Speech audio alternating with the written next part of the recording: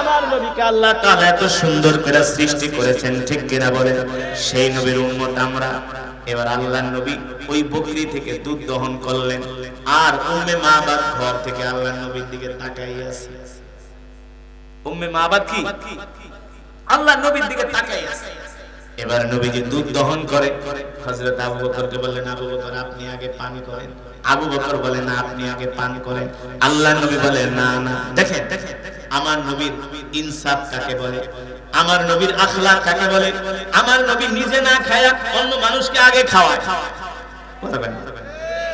আল্লাহ তাআলা এই কারণেই কোরআনে বলছেন, লাকাদ জাআকুম রাসূলুম মিন আনফুসিকুম আজিজুন আলাইহি মা আনিতুম হারিসুন আলাইকুম বিল মুমিনিনা রাউফুর রহিম। আল্লাহ রাব্বুল আলামিন বলেন, নবী বলে দেন, এই দুনিয়ার মানুষ, আমি আল্লাহ তোমাদের মধ্য থেকে তোমাদের জন্য এমন একজন নবী পাঠাইছি, যেই নবী কিনা তার জীবনের চেয়ে তোমাদেরকে বেশি ভালোবাসে। আল্লাহু আকবার। আল্লাহর নবী রাহমাতুল লিল আলামিন নিজে না খায়া সাইয়েদনা আবু বকরকে বলে, আবু বকর আগে আপনি খান। আর আমরা হইলে কি করতাম? আগে নিজে বাঁচলে পাবেন না, আগে নিজে খায়া কলিজা ঠান্ডা করি, ঠিক কিনা বলেন? ওই সময় আল্লাহর নবী আগে দুধ পান করেন নাই, সাইয়েদনা আবু বকরকে আগে দুধ পান করালেন। সাইয়েদনা আবু বকর পান করার পরে আল্লাহর নবী নিজেও পান করলেন। যখন দুধ পান শেষ হয়ে গেল, আল্লাহর নবী বললেন, আবু বকর দেখেন তো দুধের অবস্থা কি? সাইয়েদনা আবু বকর বলে, ওগো আল্লাহর নবী, যেমন দুধ তেমন আছে, এক ফোঁটাও কমে না। জোরে বলেন সুবহানাল্লাহ। এবার আল্লাহর নবী বলে, যান উম্মে মাবাদকে এবার দুধের পাত্রটা দিয়ে আসি। এবার উম্মে মাবাদকে আবু বকর বলে, এই উম্মে মাবাদ নাও দুধের পাত্র, আমরা দুইজন খেয়ে তৃপ্ত হয়েছি, এবার তুমিও খাও, তোমার স্বামীকেও খাওয়াও। উম্মে মাবাদ কে, হায় রে, এই মেহমান বাড়িতে আসার পরে আমি না কত রাগ করেছিলাম প্রথম। আরে বুঝি নাই এমন বরকতের মেহমান। এবার যখন একটু সূর্যের আলো কমেছে, ঠান্ডা হয়েছে আবহাওয়া, এবার আল্লাহর নবী বলেন, চলেন আবু বকর আমরা আবার মদিনার দিকে রওনা দিই। এবার সাইয়েদনা আবু বকর সহ আল্লাহর নবী আবার মদিনার দিকে রওনা শুরু করলেন। উম্মে মাবাদ বলে, আমি ঘর থেকে বের হইলাম, আজকে যেন আমার বাড়ির অবস্থা কেমন মনে হচ্ছে। আমার বাড়িতে দেখি শুধু ঘেরান আর ঘেরান। আল্লাহু আকবার। আর আল্লাহর নবী যে রাস্তা দিয়ে হেঁটে যাচ্ছেন, উম্মে মাবাদ বলে, আমি দেখতেছি আকাশের মেঘমালা নবীকে ছায়া দিতেছে, আকাশের মেঘগুলো নবীকে ছায়া দিচ্ছেন। উম্মে মাবাদ বলে, এ বরকতের মেহমান, যেও না যেও না যেও না, তোমাদের মতো এমন বরকতি মেহমান আমি আজ পর্যন্ত দেখি নাই। আল্লাহু আকবার। তোমরা আমার বাড়িতে এসে আমার বাড়িটাকে ধন্য করেছো। যখন বিকাল হয়ে গেল, উম্মে মাবাদের স্বামী আবু মাবাদ বকরি চড়ায়া এবার তিনি মরুভূমি থেকে বাড়িতে আসছে। আয়েশা দেখে আজকে বাড়ির চেহারা অন্যরকম, বাড়ি থেকে জান্নাতের ঘেরান বের হচ্ছে। উম্মে মাবাদকে ডাক দিয়া বলে, হে স্ত্রী, ইয়া জাওজি, ও আমার স্ত্রী এদিকে আসো, আজকে যেন কেমন বাড়ি থেকে ঘেরান বের হইতেছে। উম্মে মাবাদ ডাক দিয়া বলে, শুধু ঘেরান বের হয় নাই গো স্বামী, আপনি যখন সকালবেলা ঘর থেকে বের হয়েছেন, দুপুরবেলা আমাদের বাড়িতে দুইজন মানুষ আসছে। স্বামী গো, একজনের চেহারা এত সুন্দর, যার চেহারার দিকে নজর করলে আর চোখ ফিরাইতে পারি না। আল্লাহু আকবার। দেখেন তাকে দেখে এই বকরিটা সুস্থ হয়ে গেছে। আবু মাবাদ দেখে আসলে সুস্থ হয়ে গেছে, শুধু সুস্থ হয় নাই, এর থেকে আবু মাবাদ ডাক দিয়ে বলে, এই স্ত্রী সত্যি করে বলো, ওই মেহমান কোন দিকে গেছে? বলে, তারা বলেছে জিতু মিনাল মক্কা ইলাল মদিনা, তারা মক্কা থেকে আসছে মদিনায় যাবে। এবার আবু মাবাদ বলে, স্ত্রী রে, তাড়াতাড়ি করে কাটতি বস্তা রেডি কর, যেই নবীকে পাওয়ার জন্য আমি তাওরাত কিতাবের মধ্যে পড়েছি, শেষ জামানায় একজন নবীর আবির্ভাব ঘটবে, যার নাম হবে মুহাম্মদ ইবনে আব্দুল্লাহ। নবী এই পথ দিয়েই যাত্রা করবে, আমি তাকে পাওয়ার জন্য এখানে ঘর বানাইছি। ওরে স্ত্রী, যেই নবীকে পাওয়ার জন্য এত কষ্ট করেছি, সেই নবীকে দেখতে পারলাম না, এখন আর মরুভূমির মধ্যে থাকবো না, সেই নবীকে পাওয়ার জন্য আমরা এখন এই মদিনায় চলে যাব। আল্লাহু আকবার। জোরে বলেন আল্লাহু আকবার। আবু মাবাদ বলে, ঘরটার ভাঙ গাট্টি বস্তা যা আছে সব লয়ে এখন মদিনায় যাব। মদিনায় যে সেই নবীর হাতে হাত রেখে কালেমা পড়ে মুসলমান হব। আল্লাহু আকবার।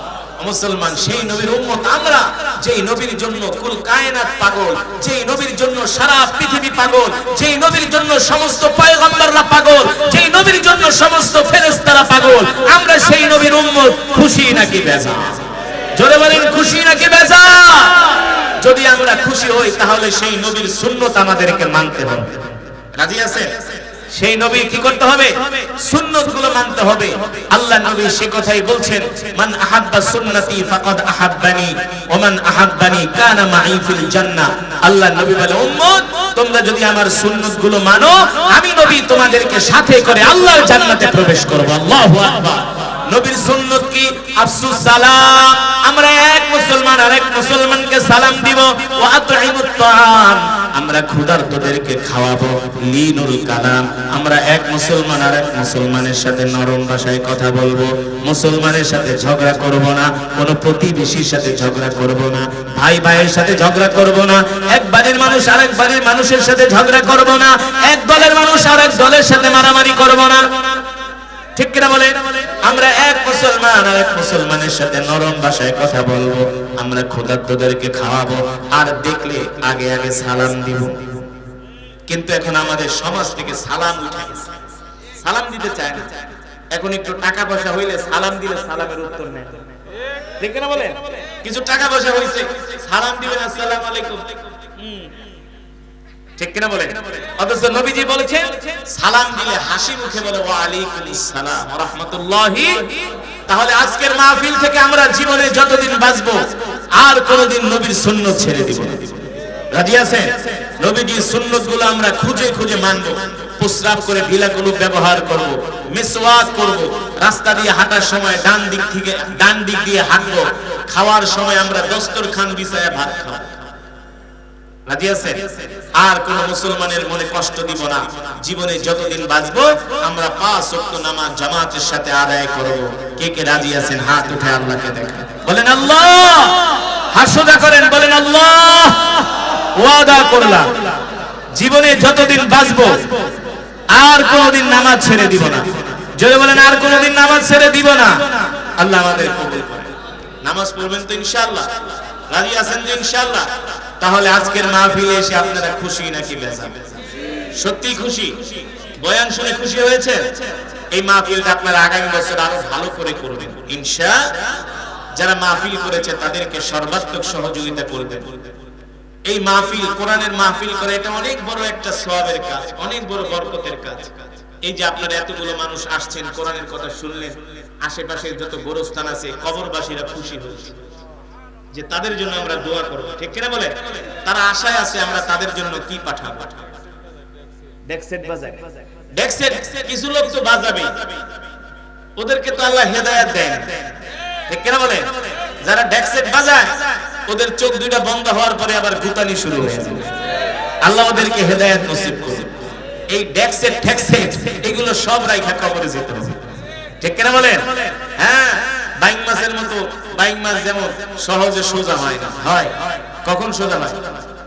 মরলে। কি হয়? মরলে সোজা হয়। তো যারা এই ডেক্সেট বাজায়, গান শুনে, গাঁজা খায়, জুয়া খেলে, আসেন এলাকার ভিতরে, ফেন্সিডিল খায়, সারাদিন সিনেমা নিয়ে পড়ে থাকে, এগুলো হলো বাইং মাছের মতো, খালি মোরা।